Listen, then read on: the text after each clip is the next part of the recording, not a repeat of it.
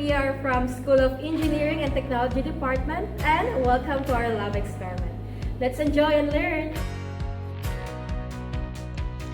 Experiment number 6. Flow over wires in a fluid. Objectives. The primary objectives of this laboratory activity were to comprehend the concept of flow over weirs and their practical applications in hydraulic engineering, determine the relationship between the head over the weir and the corresponding flow rate for both rectangular and trapezoidal weirs, compare the hydraulic performance of rectangular versus trapezoidal weirs. For the procedure, we began by setting up the hydraulic bench or flum.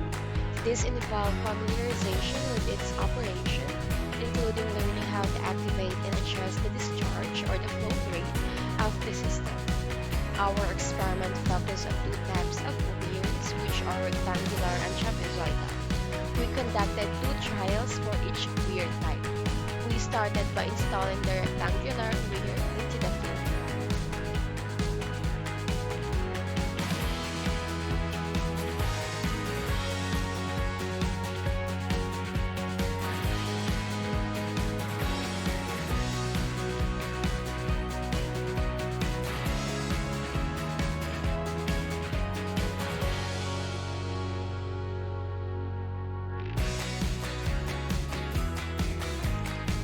Once the rectangular weir was installed, we adjusted the flum's discharge.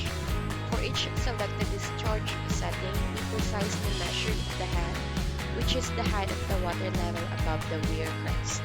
We controlled the flow rate to maintain stable conditions for measurement. We collected all the necessary raw data for computation, including measurements required for theoretical discharge, actual discharge, coefficient of discharge, and head.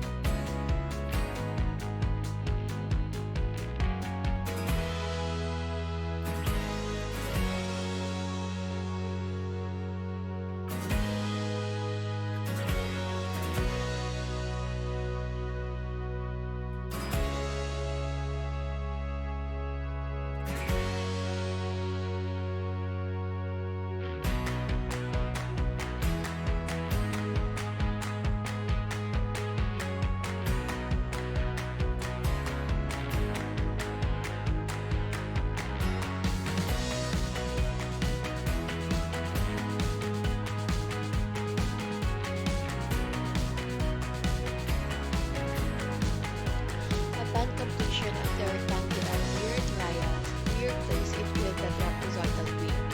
The exact same procedure followed for the rectangular weir was then repeated for the trapezoidal weir. This included conducting 2 trials measuring the head, setting the discharge, controlling the flow rate, and gathering all of the raw data required for the same computations.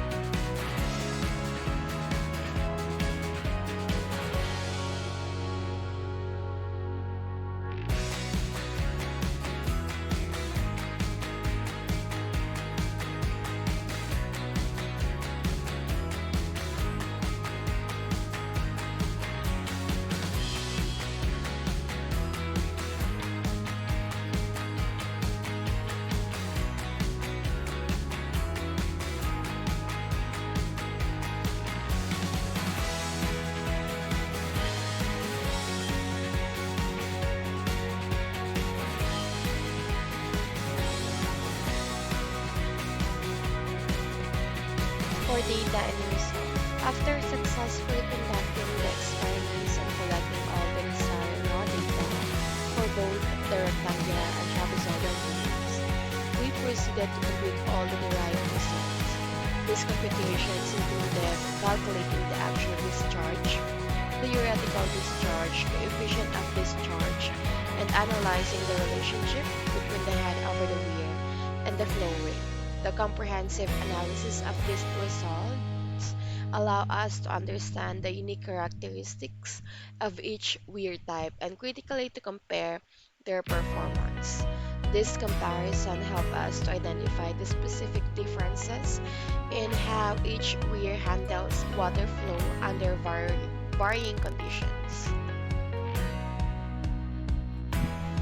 Lastly, conclusion. In conclusion, the experiment and flow over weirs in a flume provided significant insights into the principles and behavior of water flow over rectangular and trapezoidal weirs. By applying both theoretical and practical methods, the experiment enhanced our understanding of hydraulic flow measurement, particularly the relationship between the head over the weir and the flow rate.